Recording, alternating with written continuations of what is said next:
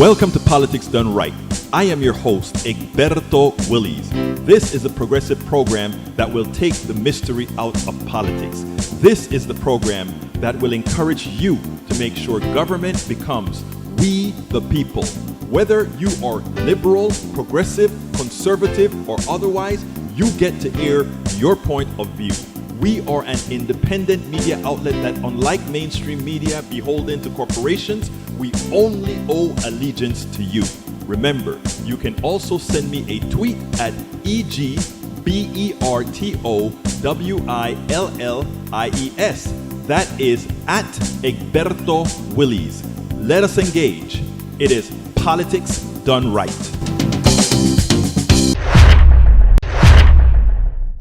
Well, folks, welcome to one more edition of Politics Done Right. I'm Egberto Willies, your host. Thank you so kindly for being a part of the show. We are going to have a great show for you today. As usual, how are my people doing today? I trust you're all doing fine. We're still throttling up. Getting to make sure that folks are start to show up. Welcome aboard, Yvette Avery Herod from Atlanta, Georgia, and El Señor Michael Rudnin from Brooklyn, New York. That's the only two that I see in the chat. Where are the other 20 or so in the chat? I'll be showing up a little bit. Let's hope we don't get throttled too much today. Anyway, we're going to have a great show for you today. I have an interesting story that I found on TikTok. I must admit, I kind of saw it on one of the channels, and I went and looked at her ID to find out who she was. And I'm going to play snippets of her TikTok channel with a story that could happen to every single one of us. I sent her a message. I hope she reads her chat because I extended an invitation for her to come on to our program because these are stories that need to be told.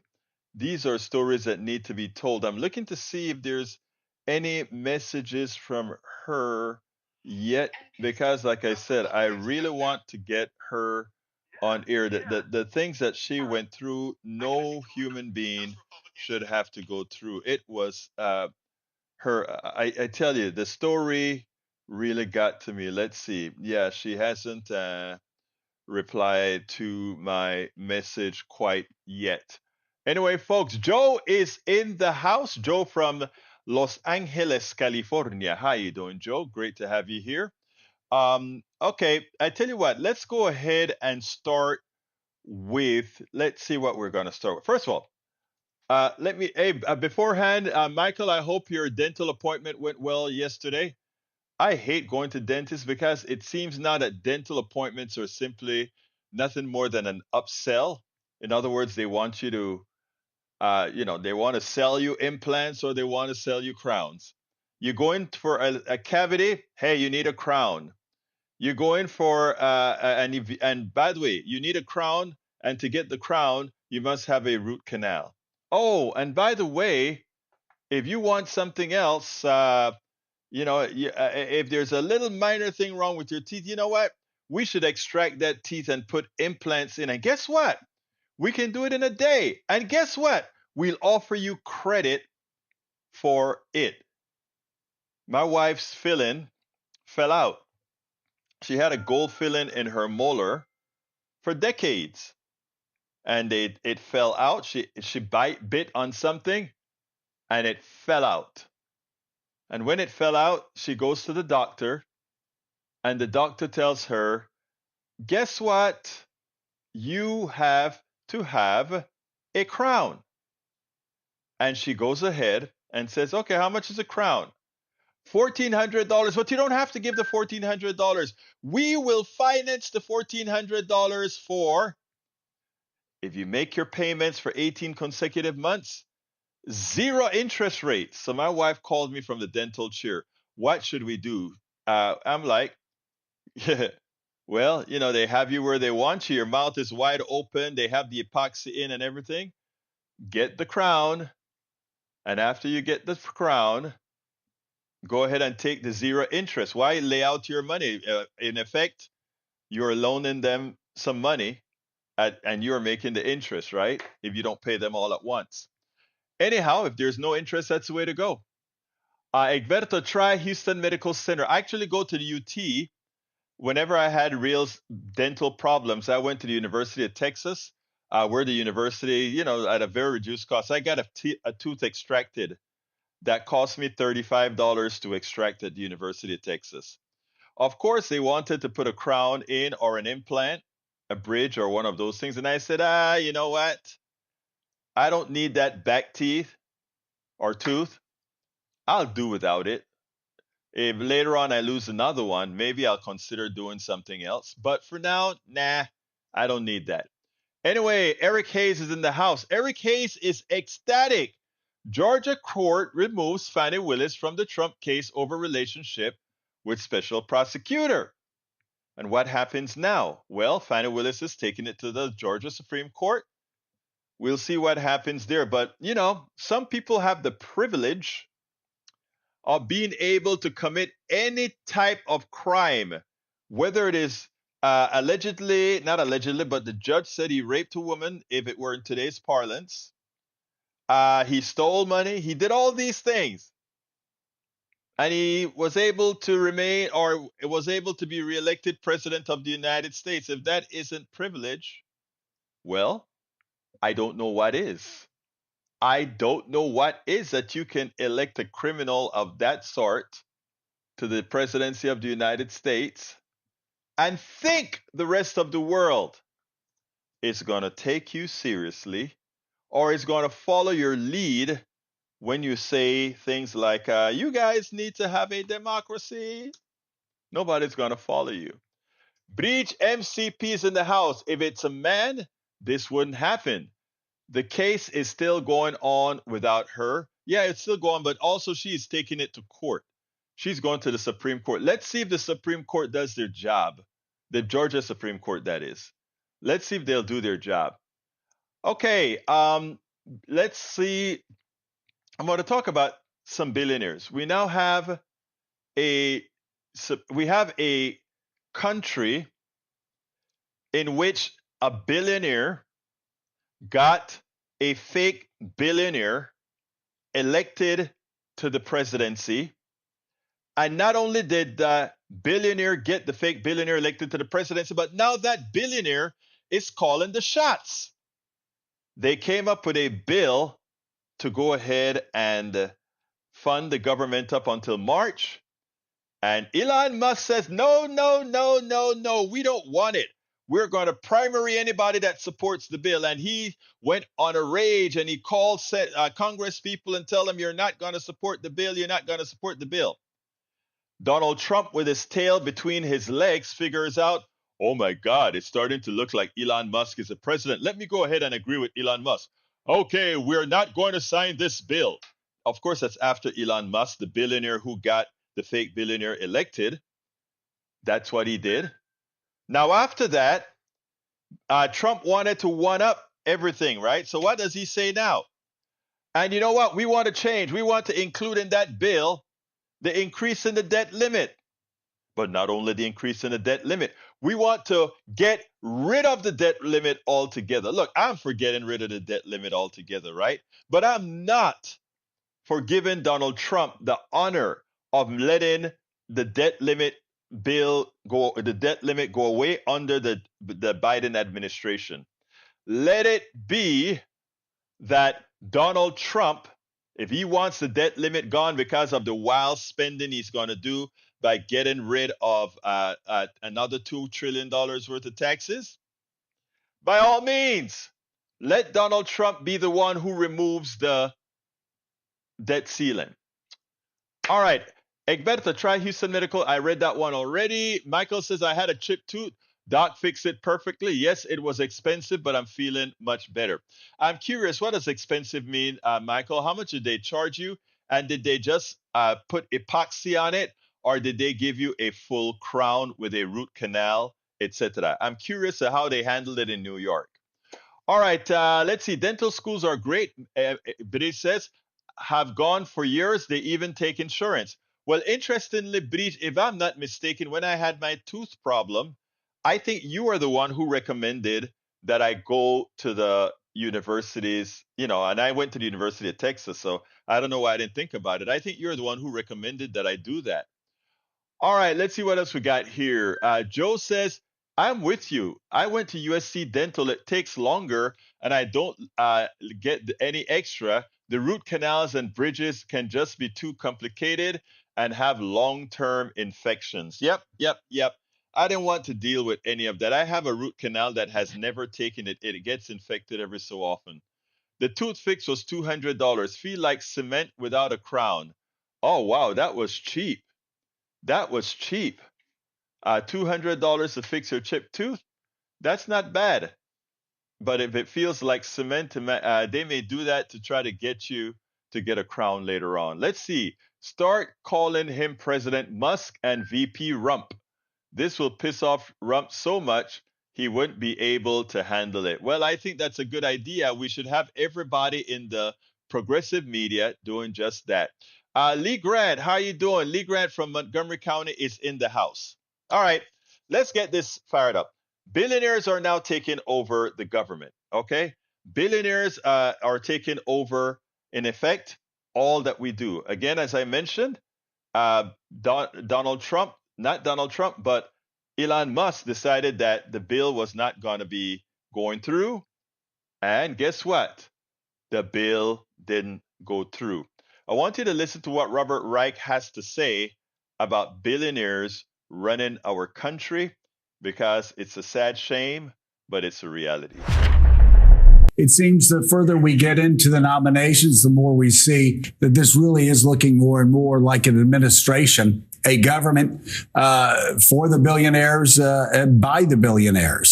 So what do you find to be the gravest threat of such an accumulation of wealth at the top of the United States government? Well, Joe, good morning, and Mika, good morning to you. I think the biggest problem with having so many billionaires at the top of government is that billionaires don't exactly know how normal people live. But secondly, and perhaps more importantly, the way people get to the top of the Trump administration is by providing a lot of money. I mean, Elon Musk contributed, the latest data I've seen say that Elon Musk contributed something in the order of $277 million to getting Trump elected.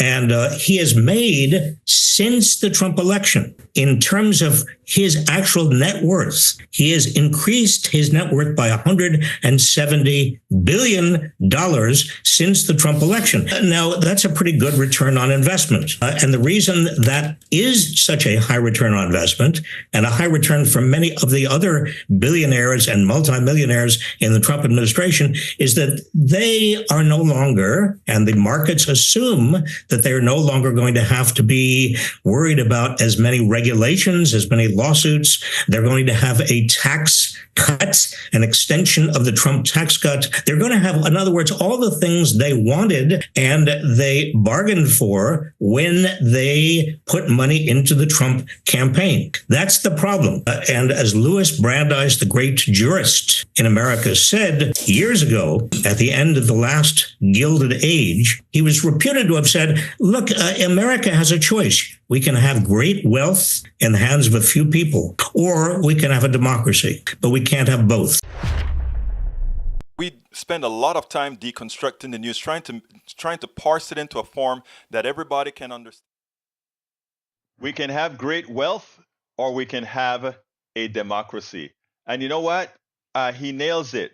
What we're seeing right now are the people who were elected democratically came up with a deal. The people who control the purse came up with a deal. And Elon Musk, the billionaire, said, no deal. I decide, the billionaire, how we are going to handle all of it. Not Donald Trump, not the Congress, not the Senate. Me, el señor Elon Musk. I mean, it is shameful. It is shameful. Anyway, welcome aboard, Stygian Burger Creek. Welcome to Politics Done Right. She says, it hasn't even taken power yet, and we already clearly see how it cares only for its rich friends.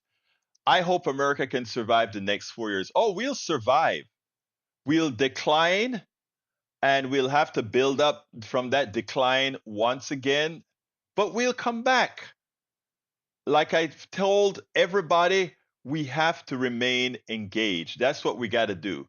We got to remain engaged. Corrupting our government has a high return on investment, all right. It's the people who pay in the end. If we need to keep big money in politics, absolutely. One of the important things that we need to do is remove money out of politics. We've been working on that for decades now with Move to Amend and other organizations. How is it going to happen? We have to get it to happen at some point in time. Anyway, I want to bring you another story. And this story is about a young lady, okay? And this young lady had an appendicitis. And the appendicitis was, 3 days before when the pain started. She was also pregnant. She went to the doctor and they sent her home. That's not really anything. You're just fine. She kept on getting sicker and sicker. They finally took her to the hospital. The hospital then realized, oh my God, this is a serious case of appendicitis. They had to ship her to another hospital. That meant taking a trip to another hospital. It turns out this hospital was out of network. I want you to hear her story. I swear, I hope at some time I can bring this woman on because her story is not solely her story. Her story is a story that will affect at some time a large percentage of America. So listen to this TikTok. I'm going to play. I think I got it set up correctly, and we'll take it on the other side. Recent death of this United Healthcare CEO, I feel like I need to air my dirty laundry. It's been 5 years in the making. December of 2019, I was 20 weeks pregnant. First of all, let me just say this video has all the trigger warnings, every trigger warning. So just proceed with caution. I had excruciating pain in my right lower quadrant of my abdomen, and I was 20 weeks pregnant. I went to the ER in my town that I lived in, and the nurses and physicians there were atrocious to me, humiliated me, told me that I was exaggerating and that I had a UTI and that the blinding pain I was experiencing was actually the baby sitting on my bladder, and they sent me home. So fast forward 3 days later, and I felt like I was dying. My husband took me back to the ER, and a different ER physician who was very compassionate confirmed that I had appendicitis, not a UTI. So I'd been sitting at home with appendicitis for 3 days. That hospital then emergently sent me by ambulance, which was one of the most harrowing and painful experiences I've ever had, up to a big hospital in St. Louis where I could be treated, where they then determined that I did, in fact, have appendicitis and scheduled me for emergency surgery. My son that I was carrying survived the surgery until the next morning when I delivered him, and he passed away in my arms. About 45 minutes after I lost him, I suffered a pulmonary embolism and lost about 3 liters of blood. So I had to have an emergency D&C because I couldn't deliver the placenta. And I felt life leaving my body and saw visions and had what I now know was an actual near-death experience because I was dying. I survived all this. On the 3rd day of being in the hospital, a doctor I'd never seen before came into my room and told me that I had been sent to a hospital that was out of my insurance network. Mind you, I got pregnant very close together with my first son. I had him in February of that year, and this is now December. So we had met our deductible for the year, and the one comfort that my husband and I had in all of this was at least we won't have a bill. You know, it's all covered because we already met our deductible. But we were wrong, because the hospital who had misdiagnosed me sent me to a hospital that was not in my insurance network. The kicker is, literally across the street, I'll put this here, he could have taken me to Missouri Baptist Hospital, which was in network, and everything would have been covered. So this doctor I'd never seen before told me I could either be sent by ambulance across the street to Missouri Baptist, which was covered, or I could go home. Now, I also want to say that my hemoglobin was 7.0 at this time. If it had been 6.9, I would have needed a blood transfusion. I was in grief that I had never known before. I was in shock. I was all of the things, and I just wanted to go home. We ended up with a bill from the hospital that was more than what we paid for the home that we live in. And it was going to take probably, 20 to 30 years to pay off this hospital bill. It's not like my husband and I made a lot of money. I was a hospice nurse at the time. And we opted to have to file bankruptcy, but not before. I exhausted every appeal with Cigna. I wrote letters. I spilled my heart out. I talked on the phone. I explained our situation and our story, thinking surely someone would understand this was not my fault. This was not my fault. On the third and final appeal, because they only allow you 3, Cigna's appeal physician told me point blank, it was my fault when I was dying from a ruptured appendix in the ER that I didn't check and make sure that the hospital I was being sent to by ambulance was in my insurance network, and I was denied the final appeal, saying that we owed the entire bill. So we filed for bankruptcy. And all of this was also in the height of COVID. I'm still not sure how I lived through this, how I got through it by the grace of my therapist. But I say all this to say, insurance companies don't care about you. Hospitals and a lot of doctors don't care about you. Just this week, because of this event that I'm describing, it triggered a latent autoimmune disease inside of me called ankylosing spondylitis, which is something that's incurable and causes me not only insane fatigue, but stiffness and pain throughout my body where I can't even pick up my kids or get on the floor and play with them. That new rheumatologist sent me to a lab to get blood work, their quote unquote lab, and I got sent a $2,000 bill because their lab wasn't in network, but the physician wasn't looking out for me. The doctor's office wasn't looking out for me. And at this point, that's my fault. I should have paused and said, no, just because this is your quote unquote lab, I need to double check. But I didn't.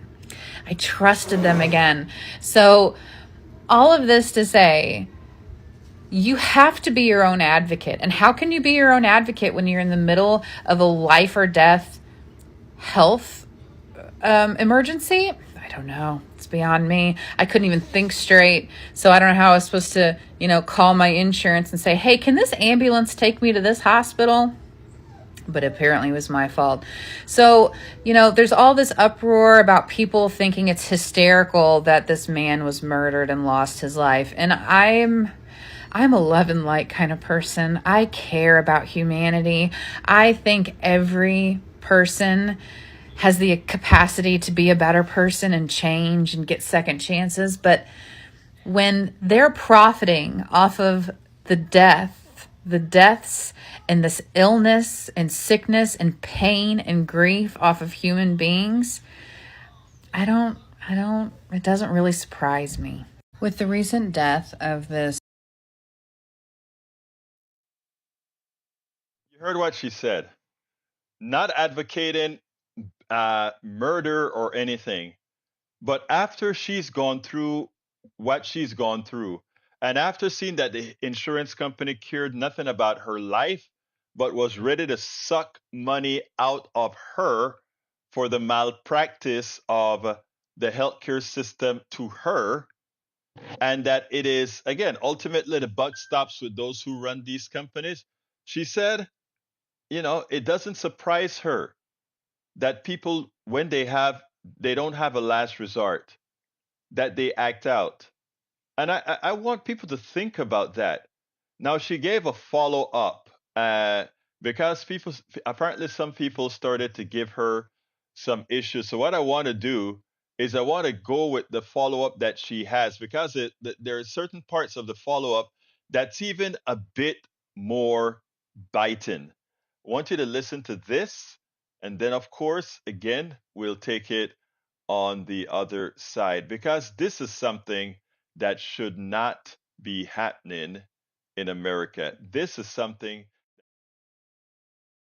In response to my first video where I talk about lots of trigger warnings, my experience of almost dying, of losing my baby, and then having to file bankruptcy because of the U.S. healthcare system. I have gotten, first of all, I want to thank everyone for their kindness that they've shown me and the messages of sharing your own stories. I have gotten this comment more than any other comment. Apologize if I wasn't clear in the first video.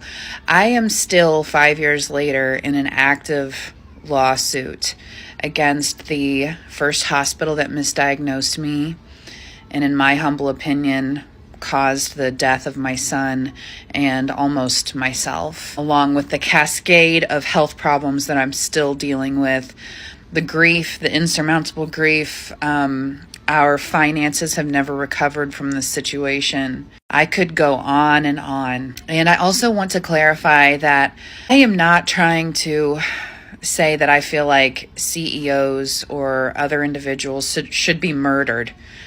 I'm just saying that given my lived experience, I am not surprised that this happened. How can there be reform in healthcare without loss of life? But the problem is, there is loss of life. It's us, the common people. I didn't wake up the morning of November 26, 2019 and say, my appendix is going to rupture this morning and cause the loss of my child I was carrying and almost cause my own death and create a pulmonary embolism where I'd have to have a second emergency surgery, DNC, and lose all these liters of blood and kickstart this latent autoimmune disease that's incurable that I'm going to get to live with for the rest of my life. I didn't wake up that morning choosing this. So I think it's important to recognize that human beings deserve the right to health care. When you place profit above people, you are saying that my existence only serves to benefit the few, millionaires, multimillionaires, billionaires. And so that is why I shared my story, because it's important for our stories to be heard and shared, that my situation, unfortunately, is not an isolated case. Human beings and their grief and their lived experiences deserve to be heard and seen, and there needs to be reform. Almost every other developed country in the free world has universal health care. I've also had a plethora of comments saying, well, why don't you just leave the United States? The United States literally has made it where you are living paycheck to paycheck. Most people are lucky. Most people are lucky to be living paycheck to paycheck in this country. After this event, there's no savings to be had. There's no out from this country.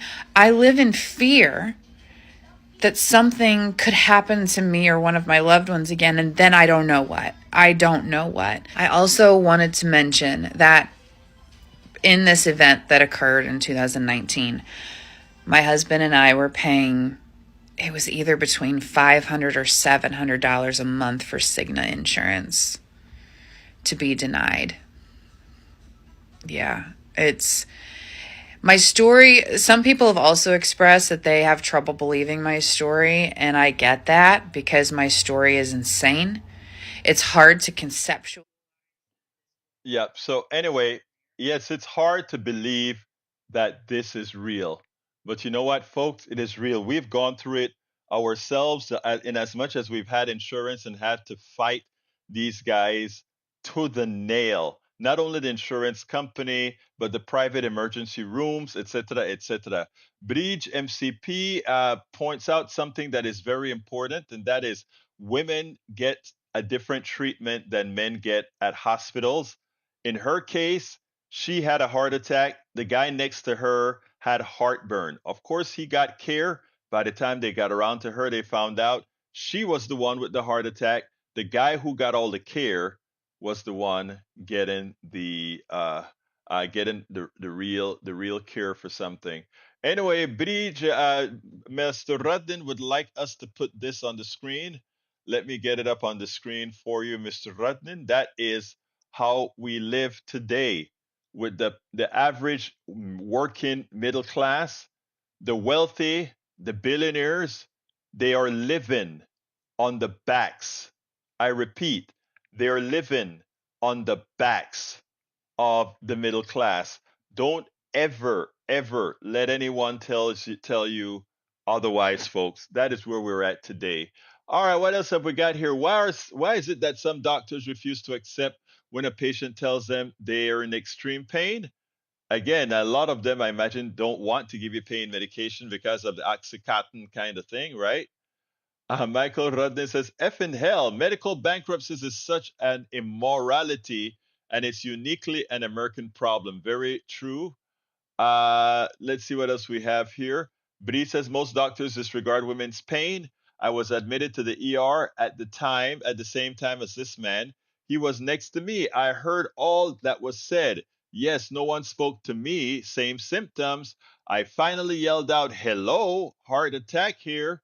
Doc ignored me and took man upstairs for his chest pains. I already having one heart attack, was ignored for 40 minutes. Then they came to me. That's sad. And then she closes. By the way, I was having a heart attack. The man was having heartburn. Patrick Magner is in the house. How you doing, Patrick? He says half the households diagnosed with cancer file for bankruptcy in the first 3 years after diagnosis. That is a sad statement, isn't it?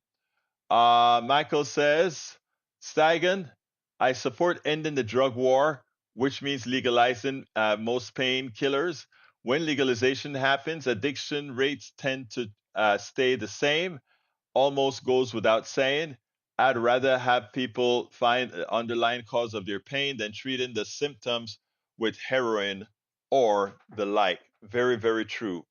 You know, we were talking about billionaires earlier on today, and I just cannot understand why most of us, for some particular reason, believe in a capitalist society that having capital means you know something, or that raising capital means you know something, or that to earlier today, I heard one of, I think it was Garrett Haight on MSNBC, talk about how brilliant Elon Musk is.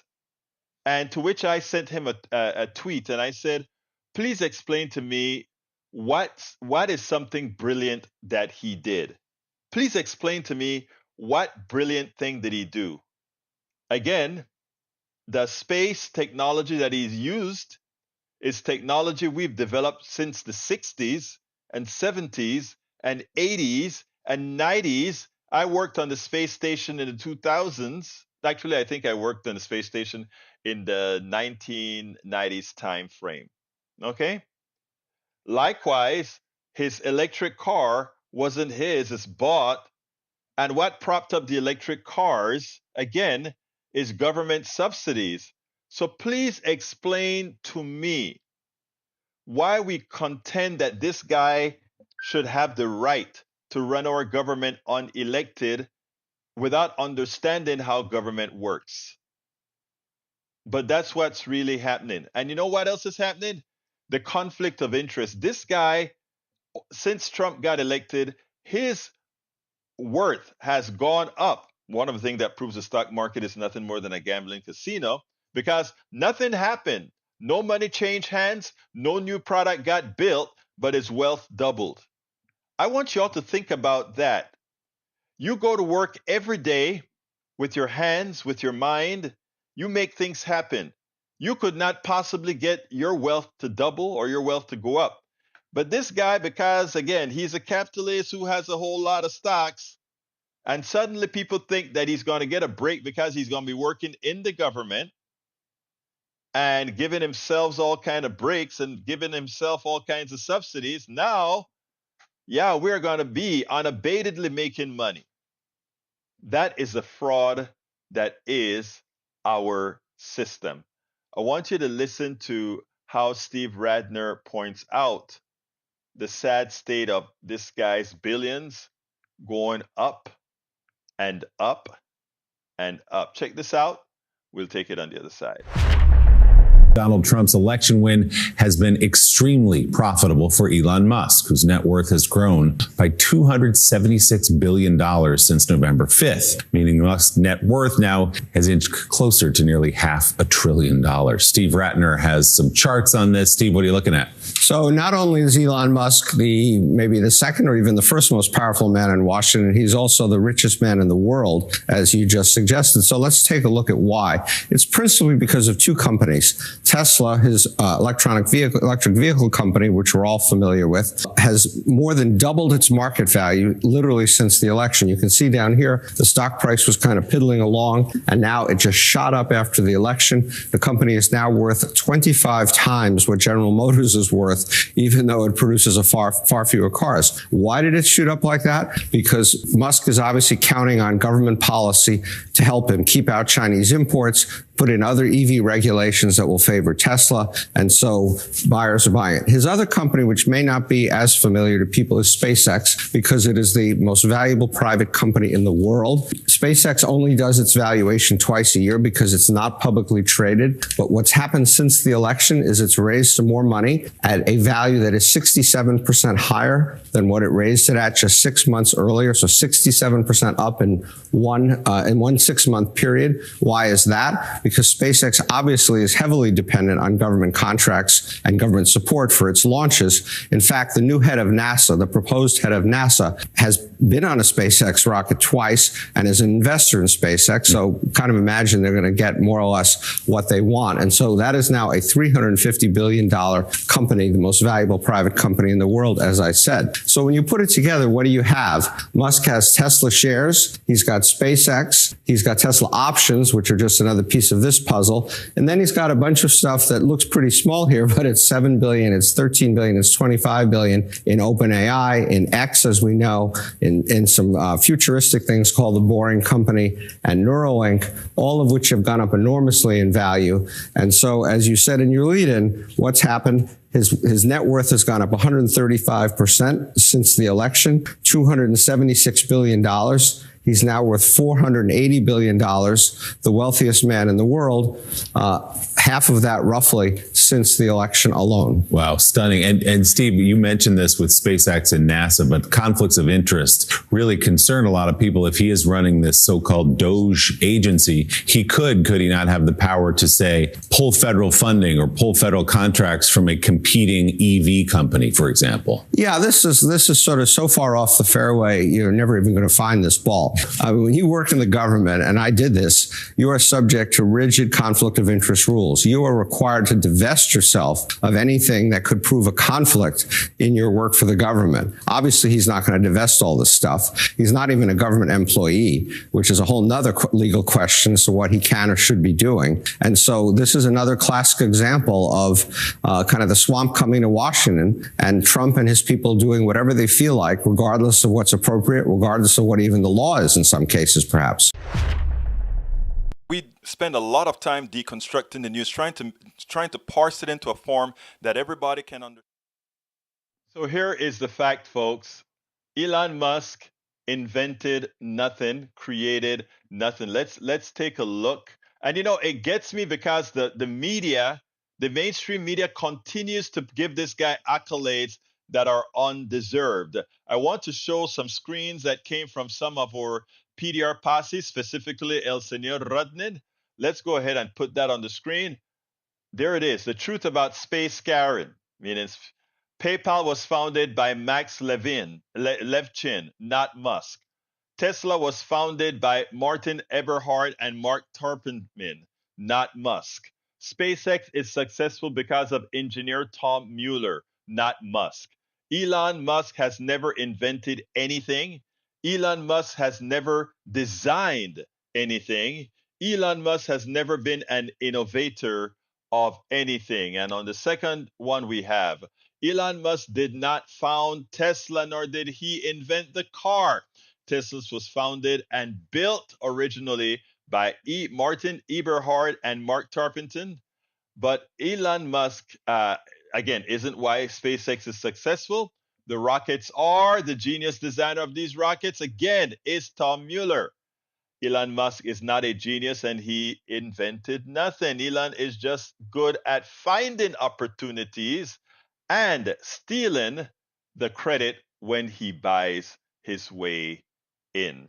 So those are the facts. And that when I talk about a lousy mainstream media, the mainstream media allows Donald Trump to get off as if he is a successful businessman. And of course, people go ahead and give him credit for being a successful businessman. He never was. Now we have Elon Musk. People coming to believe that he'll be able to accomplish something in government. Of course, he can't because he's not competent enough to do that. So, folks, we got to smarten up about these fake folks that are trying to make it seem like they know something. But anyway, we have a new limerick, new extended limerick from our poet laureate, El Señor Tom Cizak. Oh, not Tom Cizak. Oh my God, Tom, don't shoot me for that. Tom Zarnik. Here we go. It goes like this. Trump and his cronies care nothing about the nation's health. All they desire is power and unlimited tax-free wealth. Is Elon Musk the epitome of plutocratic greed? Makes you wonder how much plunder does one person need?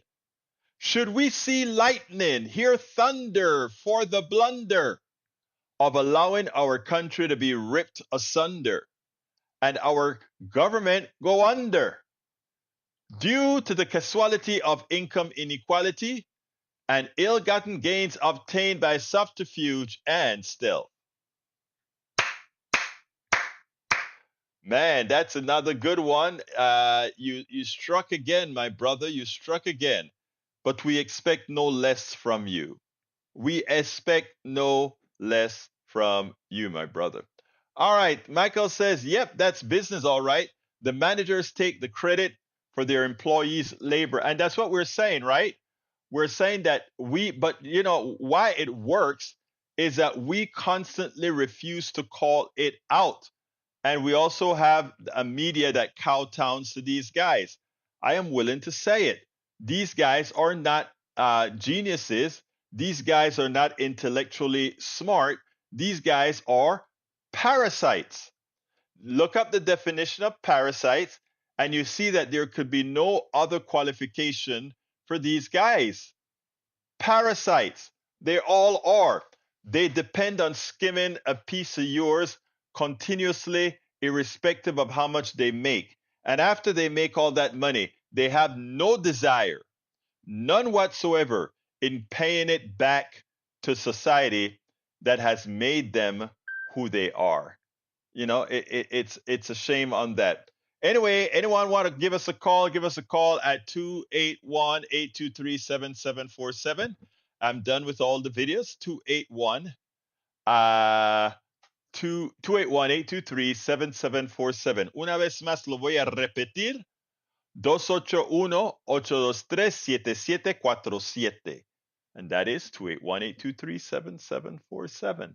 If you want to give me a call, if you want to make a comment about today's program, let us have it. I had another rant to give, but I don't think I have enough time and I really hadn't processed it yet. So give me a call. Let us talk. Haven't spoken to many of you in a long time. Anybody wants to give me a call? 281-823-7747. I drink your milkshake. Oh, what milkshake is that? I hope so. It's not milkshake that I give, though. It's actual statements of fact that is generally verifiable. And you guys know that. I'm pretty sure you know that. Lee Grant says, "Who's afraid of the big bad Musk?" I'm not afraid of him, but I mean, not because I'm not afraid of him means I want him there, because I know what he stands for, and what he stands for is a clear and present danger for America. Eric K says MSNBC reportedly offers Joyanne Reed, Stephanie Rule pay cuts to stay. All right, let's see, who do we have here. All right, you're on. Who do I have the honor of speaking with? Taking notes. Hi, this is Joe, Los Angeles. Hey, Joe from LA. How you doing, my sister? Hold one second. It looks Okay, like I we wanted have to. another call as well. Okay, Hold 1 second. And we have our beautiful AI is taking Bridge. notes. We also have our beautiful Bridge Note-taking has stopped. online. Let me merge those calls, and I think I got them merged. Let me check out first. The first caller was Joe. Are you there, Joe? I am. Hello. And Bridge, are you there as well? Yes, I am. Great, it's working. Okay, let me hear your word, Joe.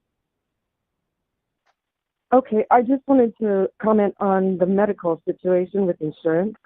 Mm-hmm. I didn't have insurance, and I had a friend who had some money and paid cash for me to go see a doctor. Mm-hmm. And they saw me, examined me, and then wouldn't treat me, and I couldn't understand why. I ended up going to a veterinarian friend and getting antibiotics, but I found out later why.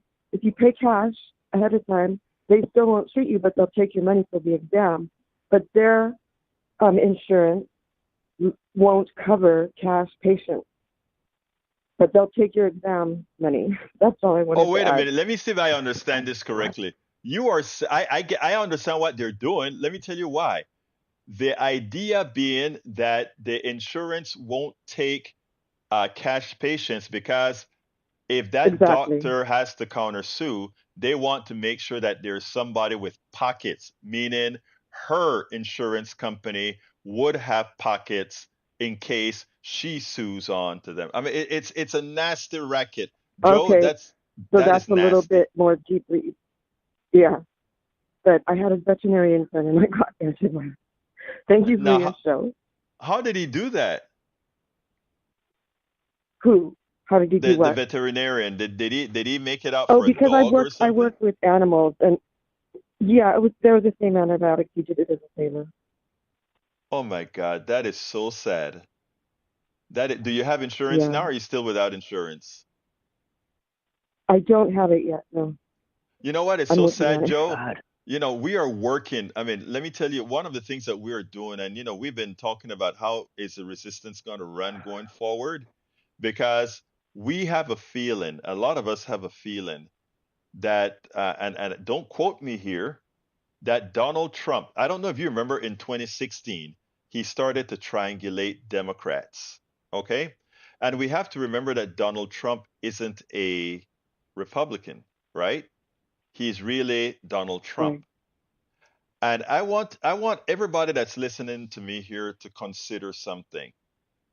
If there's a possibility, we all know that Medicare for all is a lot cheaper than having the government pay for all the different health programs that they have. And at the point that people continue to get poorer, the government is now responsible for more and more of the healthcare costs, even though they are paying it into private insurance companies. Suppose this guy just said, you know what, to hell with the insurance companies now. We're going to institute Medicare for all. I am going to look like the savior who brought sensible healthcare to America. I mean, I serve for life. Think about that. Think about that. Huh. Might be You the only know, thing that saves his reputation. exactly right. And so I Yeah. am thinking that when we go out of the box, maybe, just maybe, he try to do some sort of stuff like that. And if he does something like that, you're gonna have a lot of Democrats jump on board, and it's gonna be deeper than that. Everything would have turned around, because I don't healthcare think is they'll a. buy it. They'll be grateful, but they won't believe it for good. They'll Uh, know. Mm. I You think tell you so? something. If we institute Medicare for all, If we ever got Medicare for all, that would be a game changer. I am just speculating. I could be a stupid speculation, Okay, Joe. I have one counterpoint. Yeah, go One ahead. counterpoint. I think what he does isn't only for glamour and fame and all everything. He gets off on sadism, and that Yeah, would really blow his high. yeah, Oh, I believe that. yeah. Absolutely so. Absolutely so. But thank you, my dear Thank sister you. Joe. Vreej, talk to me, Vreej. What's up? And I just wanted to say something else about the story I told you. I left out a big chunk. Mm-hmm. And previous to that happened like 4 or 5 years after my first heart attack. I had the second one. But the first one, I was going to a gastrologist because I have Barrett's esophagus, which is a thinning of the lining of your esophagus. So it turns Mm-hmm. in, I don't like to use these words, but it should look like the color of your arm skin, Right. but it looks like the color of your colon skin. I'll say that Uh-huh. nicely. So it doesn't take, the colon can take all the crap literally that comes out of you, and the esophagus cannot. So that's what Barrett's esophagus is. And so I was having what my doctor was, I was going to the ER, and I was having what he called, although he didn't treat me in the ER, they were calling him, esophagus spasms. And then they would treat me, give me morphine for the pain, and send me home. I was also in the middle of moving, so I was packing up my entire house. But this pain was so god awful. I would look like someone threw a bucket of water on me. I couldn't breathe. It was hard. What it was, I found out, was a typical male heart attack. Women have sometimes different than male do.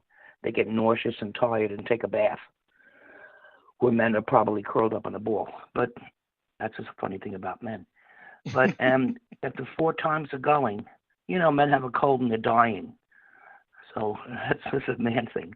But anyway, after 4 times of going, the 4th time I decided not to go to the same hospital. I was tired of telling my friends to drive me. I was tired of going to ambulances. It was the middle of a nor'easter, and I went to a rinky-dink hospital. I call it a Broken Lake Hospital. It was so tiny, one level, really tiny, in the middle of a nor'easter. And at 4 o'clock in the morning, I got to myself driven there because my doctor did give me, the gastrologist did give me, it's an esophagus spasm stopper. Mm-hmm. It kind of mimics nitro, but it doesn't really. And he was like, "Oh, I didn't, this is just this. It's not your heart." Blah, blah, blah. And I got to the hospital. I couldn't stop the truck. I almost went right through the plate glass windows. I don't know how I don't remember how I stopped it.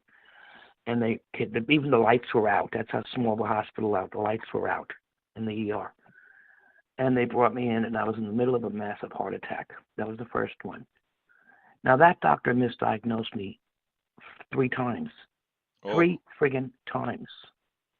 And, once I got in there, they put this gigantic, like a blanket, nitro patch on my chest and transferred me to another hospital and whatever. And in the meantime, I had been telling my primary what was going on. And, okay, so I go to the hospital. They go through the whole, the wire up the arteries, that whole thing. And they put in 3 stents. And it was very painful. The doctor was so cool. I loved him with his Converse sneakers and his rock music. A young guy. I was like, good, he plays video games. He's good at this. But he let me watch him put the wire up through my arteries. I could take that. I love that crap. And anyway, so when I got out of the hospital 5 days later, 2 black arms from all the needles, I came home and my family had come to help finish me packing. And I saw my answering machine on the floor, and there was a light blinking. I was like, oh, okay. And I just walked over there and played it. And it was my primary doctor. She had called 3 days or 4 days before, saying to me, I looked at your blood tests. Get yourself to a hospital. I think you're having a heart attack. It's not esophageal spasms. Oh my God. Now it was like the next day after I went to the hospital myself, that I drove there myself. So that doctor, everyone was saying, sue him. So I called him up and I told him what happened. And you have to remember, this doctor, we became friendly. I networked his whole office and all this crap. And he said to me, "Oh, I never checked you for a heart attack." I said, "No." He goes, "I never gave you nitro." I said, "No." He goes, "Oh, that's on me. I'm sorry." "You're sorry?" And so everyone You could told have me, died. that, right. But esophageal spasms can mimic a heart attack. Right. And I think that's what his way of thinking was. But I sure as hell know there was no way he would have done that if I was a man. Right. You would have There's gone no right way. away. He would have Yeah, put me absolutely.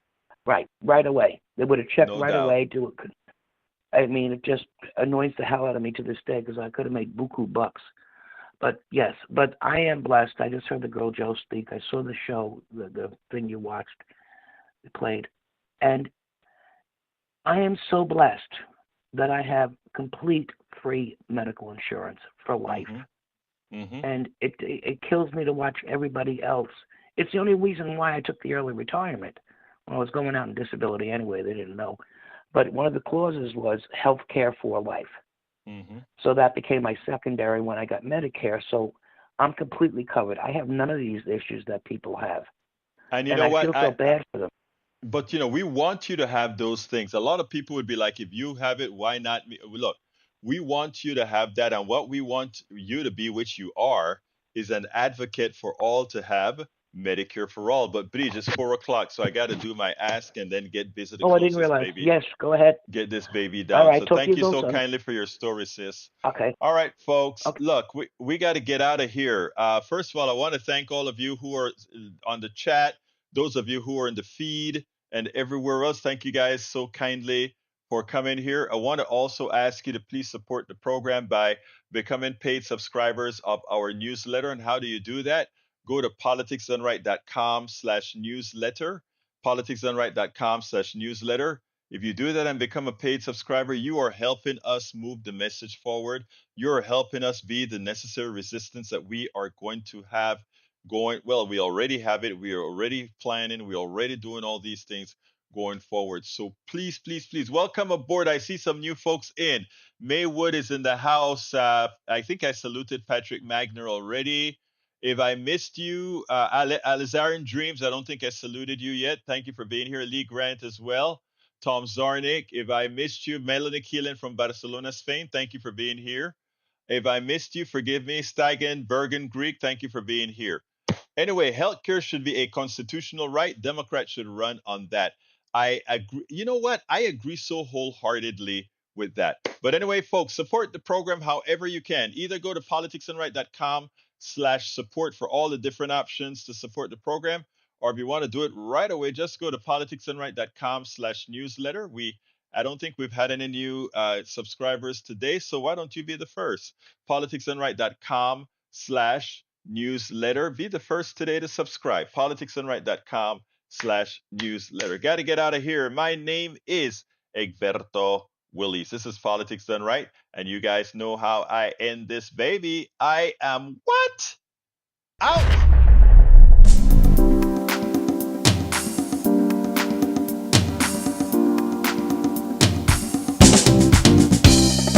Welcome to Politics Done Right. I am your host, Egberto Willies. This is a progressive program that will take the mystery out of politics.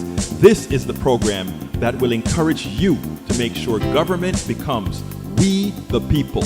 Whether you are liberal, progressive, conservative, or otherwise, you get to air your point of view.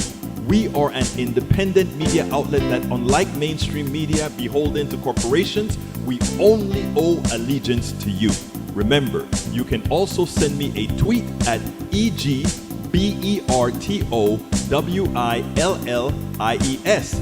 That is at Egberto Willies. Let us engage. It is Politics Done Right.